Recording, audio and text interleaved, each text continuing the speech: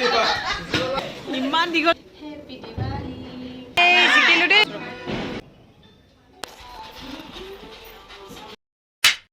hello' everyone এয়া দিৱালীৰ দ্বিতীয় দিনাৰ ভিডিঅ' হয় আৰু এই দিনটোত আমি বহুত ফূৰ্তি কৰিলোঁ সকলোৱে মিলি খানা খালোঁ আৰু বহুত ইণ্টাৰেষ্টিং খেল এটা আমি খেলিছিলোঁ আপোনালোকক জনাই আছোঁ ভিডিঅ'টো শেষলৈকে চাই থাকিব আৰু আগৰ ভিডিঅ'টোত যিসকলে নতুনকৈ আহি মোৰ চেনেলটো ছাবস্ক্ৰাইব কৰি দিলে তাৰ বাবে বহুত বহুত ধন্যবাদ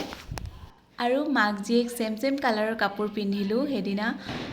আৰু এইফালে আমাৰ বাহিৰ চাইডে কি ধুনীয়া লাইটিং চলি আছে তাইৰ গাটো বেয়া আছিলে চ' ইমান ফূৰ্তি কৰা নাই আৰু তাই এই ফটকা আৰু ফুলজাৰিবিলাক বহুত ভয় কৰে বেছিকৈ ভয়তে তাইৰ গা বেয়া হৈ গৈছিলে তথাপিও গা বেয়া হ'লেও অকণমান ফূৰ্তি কৰোৱাইছোঁ তাইক আৰু এডজাষ্ট কৰাইছোঁ কাৰণ দিৱালীটো ফটকা ফুটাবই মানুহে সেইটো ইমান ভয় কৰি থাকিলে নহ'ব নহয়নে বাৰু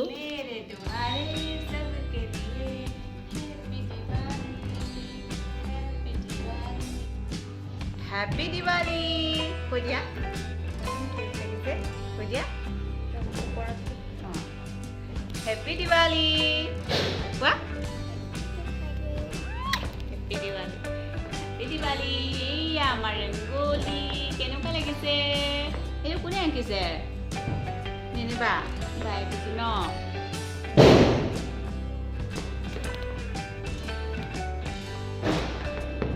আৰু আমাক কেনেকুৱা লাগিছে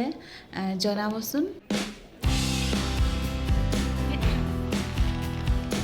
আমি থকা ভাড়াঘৰৰ মালিক আংকল আণ্টিয়ে আমাক চাহৰ বাবে সকলোকে মাতিছিলে তালৈকে আমি সকলোৱে গ'লোঁ আৰু চাহৰ জুতি ল'লোঁগৈ বিল্ডিঙত থকা বাকী আমাৰ চুবুৰীয়া বুলিয়ে ক'ম আৰু সিহঁতেও আহি পালে আমি একেলগে বহি কথা পাতিলোঁ ভাল লাগিলে এই মুহূৰ্তবোৰ পাছলৈ কিমান ধুনীয়া স্মৃতি হৈ ৰ'ব চাহ মিঠাই খাই হোৱাৰ পিছত এতিয়া আকৌ ফুলজাৰি জ্বলাওঁ এইডাল দেখিছেনে এইডাল বাহুবলী ফুলজাৰি ইমান দীঘল এইবছৰ ওলাইছে আৰু দিৱালী বুলি এইডালে জ্বলাই দিওঁ বাকী সকলো কলগছ জ্বলাই আছে সকলোৱে বম ফুটোৱাত ব্যস্ত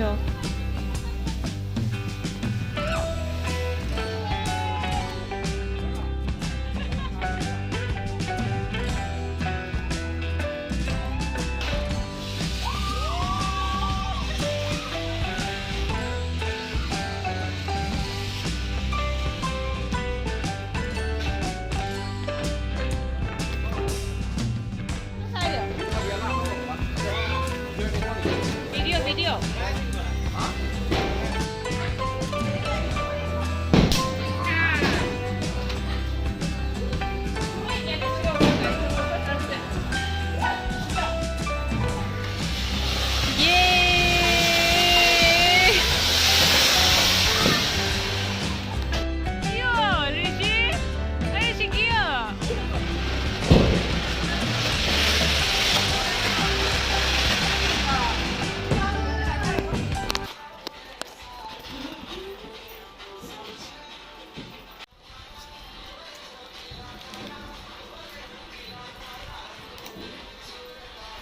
অকণমান ফূৰ্তি কৰাৰ পাছত এতিয়া আহিছোঁ